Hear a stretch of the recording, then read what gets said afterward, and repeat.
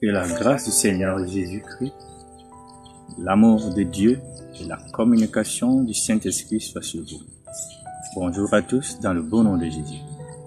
Je souhaite que vous soyez en bonne santé comme c'est le cas avec nous. Notre chaîne, votre chaîne, la chaîne de Dieu. Nous vous informons de la fréquence de retransmission de nos vidéogrammes qui se fera 3 fois par semaine, soit lundi, mercredi et vendredi par la grâce de Dieu. Merci de nous rejoindre dans notre voyage missionnaire et découverte divine. Dans ce jour sur le titre, la providence divine. Providence est l'expression utilisée pour décrire l'action de Dieu dans le monde. Dieu a agi dans l'Ancien Testament comme dans le Nouveau Testament de façon puissante. Jean Calvin dira que la puissance de Dieu détermine tous les événements qui doivent se produire dans le monde, y compris ceux qui doivent être sauvés et ceux qui seront perdus. Dieu a arrêté tout d'avance.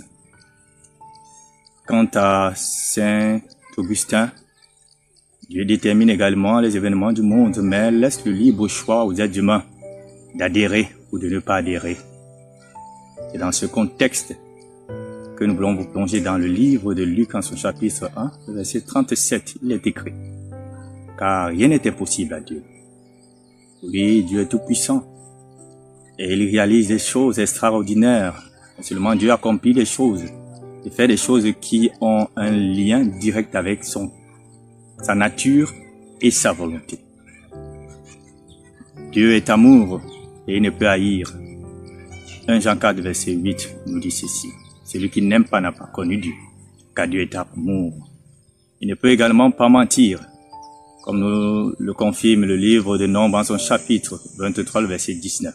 Il est écrit: Dieu n'est point un homme pour mentir, ni un fils d'homme pour se repentir. Ce qu'il a dit, ne le réalisera-t-il pas? Ce qu'il a déclaré, ne l'exécutera-t-il pas? Oui, Dieu exécutera exactement ses plans en harmonie avec le libre choix de l'être humain d'y adhérer. Dieu n'est pas un tyran qui contraint les êtres humains à entrer dans sa volonté, mais il utilise leur volonté, leur libre choix d'adhérer afin d'œuvrer de façon puissante au nom de Jésus. Nous pouvons voir également cela dans le livre de Matthieu, chapitre 26, verset 37, où Jésus s'écrit dans le jardin de Gethsemane. Il est écrit: mon Père, s'il est possible, éloigne de moi cette coupe. Toutefois, non pas ce que je veux, mais ce que tu veux. Le Fils réclame ici la volonté du Père qui a été manifestée depuis le jardin d'Éden à sauver l'humanité, car la promesse se fit déjà depuis le livre de Genèse. Puisses-tu permettre, toi qui m'écoutes en ce jour, Dieu œuvre puissamment dans ta vie au travers de sa providence.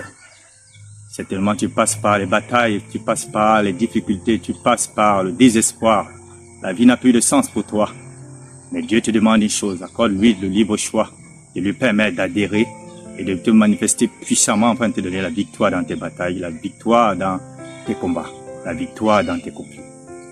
Puisses-tu être béni en ce moment au nom de Jésus.